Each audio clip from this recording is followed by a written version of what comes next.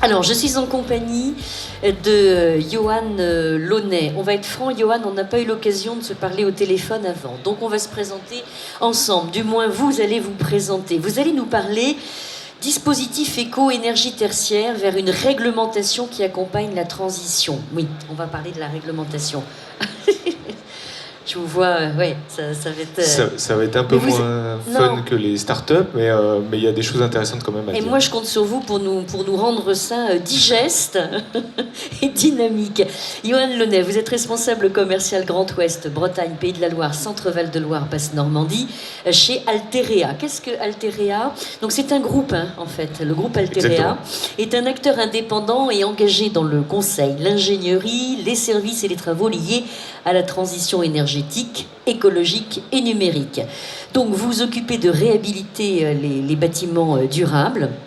Et du coup, vous développez aussi les énergies durables, donc avec des réseaux de chaleur décarbonés, des villes durables et connectées. Il y a 390 collaborateurs répartis sur les 8 agences françaises.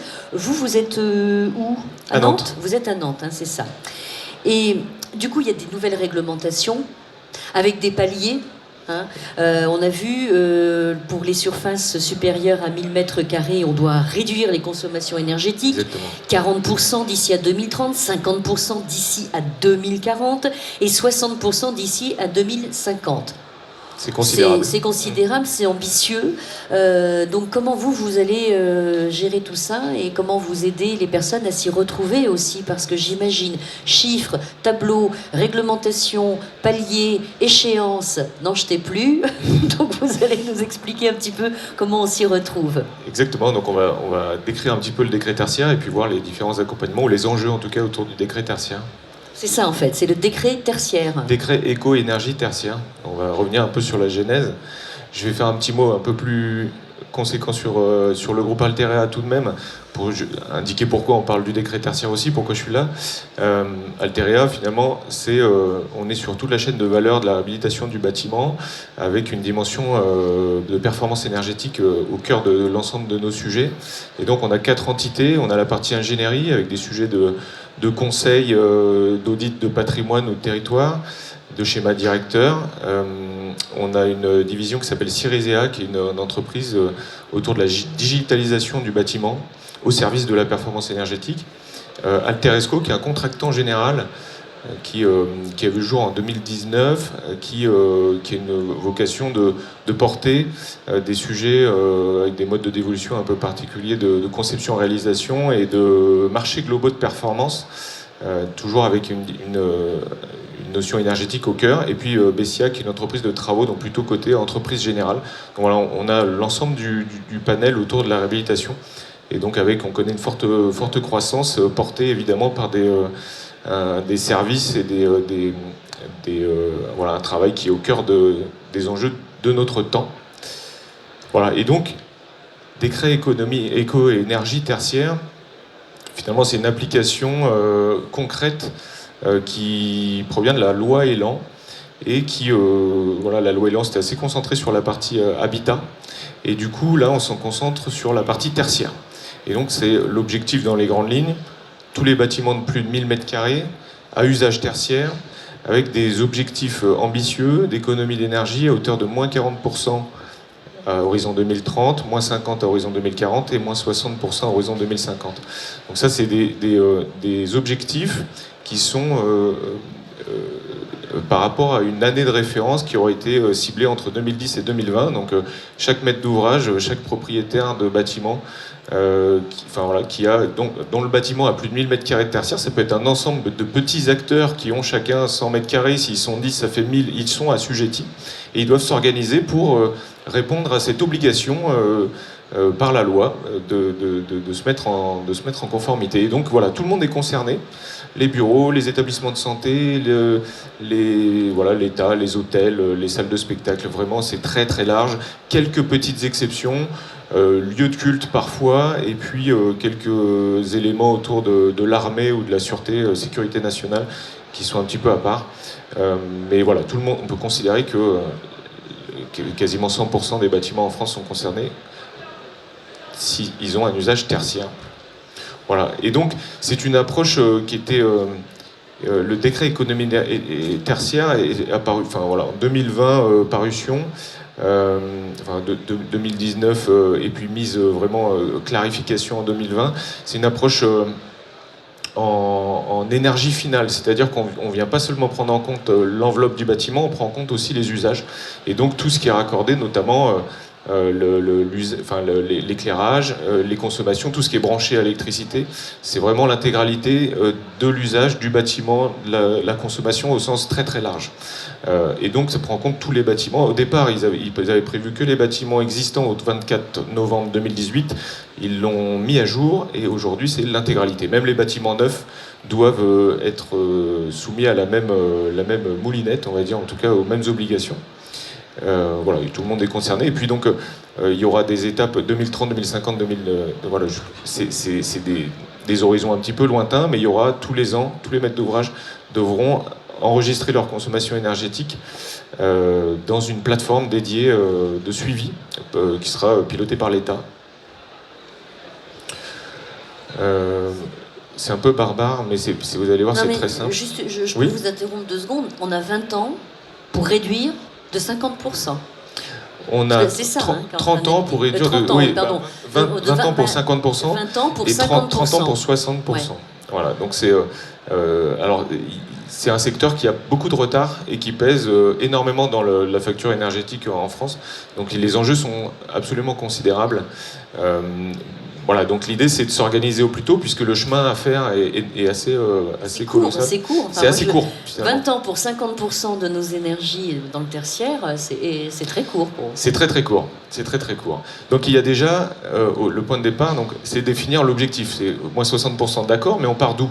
Et donc chaque maître d'ouvrage devra définir une année de référence. Donc il devra récupérer toutes les factures d'énergie sur 12 mois glissants sur une année depuis 2010. Et donc on va venir comparer les consommations réelles à cette année de référence. Et donc il y a deux éléments. Soit le maître d'ouvrage a réussi à récupérer les éléments et on pourra se baser sur une référence réelle, soit on l'a pas et l'État a mis en place des ABAC pour définir une consommation de référence en fonction de l'année du bâtiment. Voilà, il y aura ces deux approches différentes à choisir. On va voir le calendrier après. On a quand même cette référence, justement. C'est bien aussi, ouais, c'est sympa de discuter, moi je préfère. On a cette référence. Normalement, sur un bâtiment qui émet donc, de l'énergie, on doit l'avoir, non? Parce que l'État va faire une cote mal taillée selon ce qu'on devrait consommer, mais la réalité, on l'a. Consommer. Alors, on ne l'a pas toujours, puisque depuis 2010, récupérer toutes les factures mensuelles de toutes les énergies d'un site, c'est pas forcément... voilà, il n'y a pas eu de... tous les maîtres d'ouvrage n'ont pas eu la même rigueur dans le suivi. Et donc, voilà, et l'idée, c'est d'aller assez loin dans les factures énergétiques. Donc, voilà, quantité et prix. Et donc, voilà, il peut y avoir aussi un intérêt, s'il y a eu beaucoup de changements entre 2010 et 2020, des bâtiments qui ont beaucoup évolué, un intérêt de ne pas rentrer dans quelque chose de trop complexe et de choisir une cible qui est définie de manière cohérente par l'État. Voilà. L'idée, c'est de regarder les deux et de choisir celle qui est la plus intéressante pour le maître d'ouvrage. Il y a des petits éléments complémentaires, le fait d'avoir une mutualisation sur le patrimoine. C'est-à-dire que pour les gros maîtres d'ouvrage qui ont plusieurs bâtiments, il y a une possibilité de mutualiser les résultats. C'est-à-dire que s'il y a des efforts qui sont faits d'économie sur un bâtiment, ils vont pouvoir être... c'est l'ensemble qui sera considéré comme plus performant. Et voilà, donc des sujets qui... mutualisés qui prennent en compte effectivement le bâtiment, donc avec des travaux de rénovation du bâtiment, mais aussi d'usage. Il faut repenser l'usage, la densification, le nombre l'occupation et finalement la rationalisation du parc patrimonial d'un maître d'ouvrage. Donc c'est tous ces sujets-là qui sont intéressant d'être abordé. Et puis il y a des modulations qui seront possibles quand même. Parce que tous les bâtiments ne sont pas identiques, ils ont des contraintes. Il y a, alors de manière assez limpide évidemment, une référence à la rigueur climatique. On n'a pas les mêmes données de consommation par mètre carré à Lille qu'à Marseille. Et puis une intensité d'usage. Un bâtiment qui est occupé de 8h à 18h n'aura pas évidemment la même consommation qu'un bâtiment qui est occupé 24 heures sur 24. Voilà, donc des éléments comme ça qui pourront aussi évoluer dans le temps et qu'on pourra indiquer sur la plateforme pour le suivi. Des modulations aussi en termes de contraintes techniques, architecturales ou patrimoniales. On pourra faire un dossier technique par bâtiment qui pourra mettre en avant des contraintes. Alors techniques, ou architecturales, ça va être assez simple. Imaginons un bâtiment classé avec une façade historique. On ne va pas pouvoir forcément faire une isolation thermique par l'extérieur, donc on va aller expliquer pourquoi on peut le faire ou on ne peut pas le faire. Voilà. Et puis des modulations qui sont liées à un coût disproportionné des actions par rapport aux économies d'énergie attendues. Et donc voilà, une notion de temps de retour sur investissement qui permettra de moduler les objectifs définis à la base. Et donc pour cela, il faudra faire un dossier technique argumenté. Et on va voir le calendrier. Voilà, je l'ai mis juste après.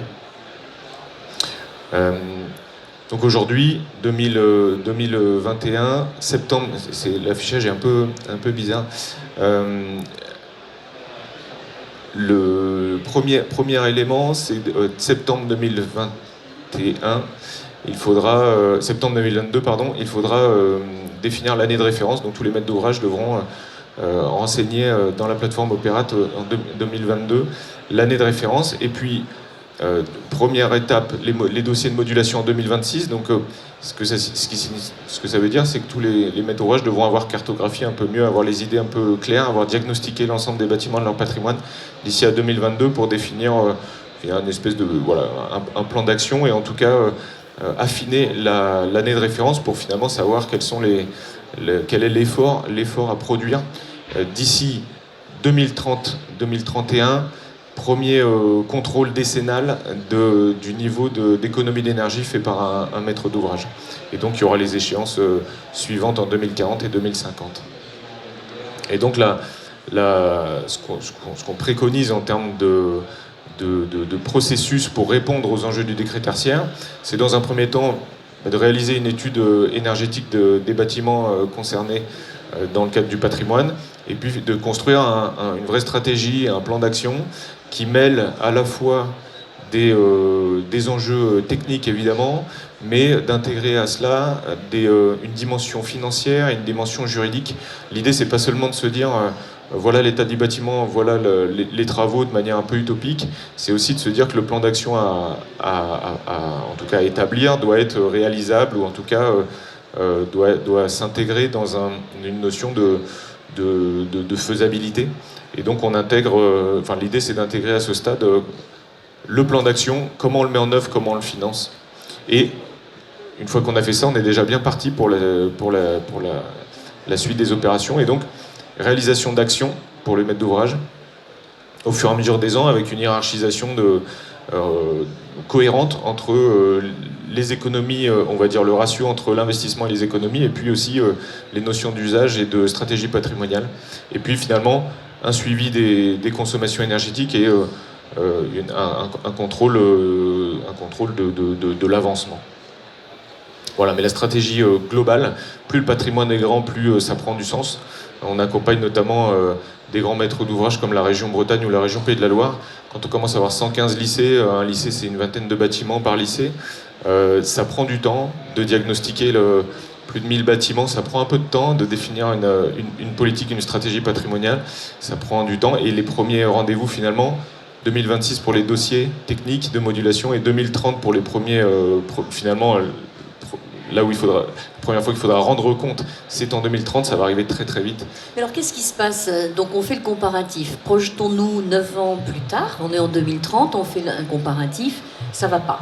On n'a pas obtenu les, je ne sais plus combien, sous moins 10 40. Ans. C'est moins 40 en 2030. En 2030, oui, donc c'est dingue, ça aussi, moins 40 en 2030 dans 10 ans. Hein, C'est C'est demain, 10 ans, franchement. C'est ça. Enfin, moi, ça me sidère. Alors quand on prend une année de référence C'est entre... peut-être parce qu'on a pris du retard aussi, j'ai On a pris du l'impression. retard Voilà. et voilà, il faut aller vite. En tout cas, en fait, c'est cohérent avec les enjeux de notre temps. Ça paraît énorme, mais c'est Il y a urgence. Voilà, il y a urgence. Et l'année de référence entre 2010 et 2020, il y a quand même eu des choses de faites sur les bâtiments depuis. Donc l'idée, c'est de dire qu'il y a déjà, c'est aussi évaluer le niveau d'aujourd'hui, qui est pas forcément, on part pas de zéro. Il y a déjà eu des petites choses de faites, mais effectivement, il faut pas perdre de temps. C'est pas en 2026 ou 2027 qu'on va se dire bon, comment on arrive à moins 40% en 2030. Alors le bâtiment donc qui est comparé en 2030 à ce qu'il est aujourd'hui, ok, c'est bon, il a réduit comme il faut, tout va bien. Celui qui n'a pas, qui n'est pas dans les normes. Je crois que j'ai fait un petit truc. Ah non. J'avance peut-être dans votre... Non. Excusez-moi. Je vous pose des questions parce que du coup, je trouve que c'est sympa aussi comme ça. Oui, mais on va le faire avec celui-là. Et oui, c'est très... Alors, il y a une petite amende financière, mais finalement qui est assez dérisoire par rapport au montant de travaux. Je crois que c'est de l'ordre de 7 500 euros par bâtiment. Enfin, c'est par rapport aux millions d'euros à engager pour atteindre l'objectif. C'est assez... voilà, c'est pas l'enjeu principal. Le sujet, c'est plutôt une notion d'affichage et de mauvaise publicité, de mauvaise image du maître d'ouvrage qui n'a pas atteint les objectifs. Donc il y a un système de petites feuilles, comme là on voit sur le côté droit, système de feuilles et un listing des bons élèves et des mauvais élèves. Et donc voilà, c'est un peu c'est un système d'image. Donc il pourra évoluer dans le temps, à horizon 2030, 40, 50, les choses peuvent évoluer. Aujourd'hui c'est comme ça, ça peut impacter notamment... les choses peuvent évoluer, notamment un propriétaire bailleur qui loue les bâtiments tertiaires à des entreprises. En fonction du niveau du nombre de feuilles qu'il a ou de la couleur des feuilles, ça pourra impacter ou faire évoluer le loyer ou en tout cas l'attractivité de son bâtiment ou la valeur patrimoniale de son bâtiment. Ouais, moi j'ai une question qui me vient, il faut vraiment que ça impacte parce qu'il ne faudrait pas que ça fasse comme certains grands groupes. D'après ce que j'ai compris, qui payent des CEE, c'est ça? Des C2E. Voilà, donc ça veut dire on continue comment dirais-je, à polluer, mais c'est pas grave, d'une autre manière, on finance des projets... Les C2E vont permettre de financer beaucoup de travaux à l'intérieur de ça. Donc les C2E, voilà, c'est un système global qui finalement, c'est les pollueurs-payeurs, c'est un peu ça, si on veut résumer de manière un peu vulgarisée. Là, on n'est pas dans un système comme ça, il n'y a pas de vase communicant, on est vraiment sur chaque patrimoine, et chacun regarde son propre patrimoine. C'est simplement, voilà, l'image... aujourd'hui, on parle de l'image, donc c'est une incitation à la prise de conscience collective, individuelle, enfin on vient chercher tout ça. Et donc il y a une dimension bâtimentaire où le propriétaire finalement doit mettre la main à la poche pour changer les choses, mais il y a aussi les usagers qui ont un impact sur les consommations énergétiques du bâtiment. Et donc voilà, il y a une responsabilisation à tous les niveaux à mettre en œuvre. Et finalement, ce qui va être intéressant dans ce cadre-là, c'est que on est en train de finir les premiers schémas directeurs patrimoniaux et énergétiques avec des objectifs où on dit, bah voilà, pour arriver en 2050 à tel niveau d'économie d'énergie sur votre patrimoine, il faut faire tel et tel travaux. Et on se rend compte qu'il y a une différence assez importante qui peut être de l'ordre de 3 à 10 fois les travaux à faire à partir de maintenant pour atteindre l'objectif. On est sur des multiplications d'investissements qui sont assez colossaux par rapport au passé. Et donc les maîtres d'ouvrage doivent s'organiser, doivent se structurer, ou faire appel à des services extérieurs, mais en tout cas il y a un vrai impact là-dedans. Et à très court terme, il va y avoir des opérations qui vont sortir avec des obligations de performance. Donc on a un vrai changement culturel aussi de la rénovation énergétique. Voilà, ça va être assez structurant pour l'évolution de l'ensemble de la filière.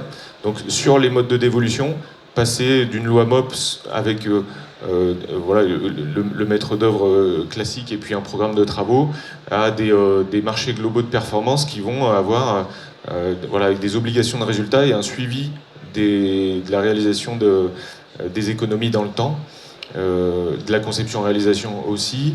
Mais voilà, sur ce mode de dévolution, il va y avoir des changements, en tout cas une proportion de loi MOP qui va baisser. Et puis dans l'approche des travaux, vu le volume, il y a des sujets de massification de la rénovation énergétique qui vont probablement voir le jour. L'idée, c'est de dire qu'il faut faire plus avec moins d'argent et plus vite. Et donc l'enjeu de la massification de l'énergie, c'est traiter plus de bâtiments, mutualiser des formes de conception, travailler hors site et faire de la préfabrication en usine et d'arriver après en site occupé et de rénover l'habitat de manière plus rapide et plus poussée. Donc ça change aussi toute l'approche de la rénovation. Et puis des sujets de financement qui restent au cœur du sujet. On l'a vu avec le plan de relance en 2021. Il peut y avoir des aides où il y a des appels à manifestation d'intérêt aussi qui voient le jour au fur et à mesure. Mais voilà, il y aura un certain nombre de mécanismes et l'idée ce serait que les maîtres d'ouvrage soient prêts pour poser un dossier dès que les opportunités se présenteront. Il y a tout un tas de mécanismes financiers et des mécanismes juridiques qui vont évoluer aussi autour de ce cadre décret économie énergie tertiaire. Voilà. Hop. On a terminé, hein? On a terminé. Ah bah écoutez, c'est bien parce que moi je suis contente. On a pu échanger. Est-ce que monsieur a des questions? Parce que je vois que vous avez écouté, donc n'hésitez pas, vous voyez, on est entre nous. Je viens avec vous, je vous offre le micro. Si vous avez une question à poser, un échange à avoir. Vous avez dit qu'il fallait prendre une année de référence entre 2010 et 2020 et que ça allait concerner les bâtiments qui allaient sortir là aussi dernièrement. Donc un bâtiment de 2018 qui est relativement performant doit aussi aller chercher des objectifs de réduction de moins 40, moins 50. En fait, l'idée, ça va être de prendre pour lui son année. En fait, sa référence, elle va déjà être très très haute par rapport à l'objectif final des moins 50 ou moins 60. Donc lui, l'écart, il sera pas énorme. S'il a déjà été bien conçu à la base, finalement, la marche sera très faible. Si je résume, il a un peu d'avance. Il a un peu d'avance, on peut dire ça comme ça.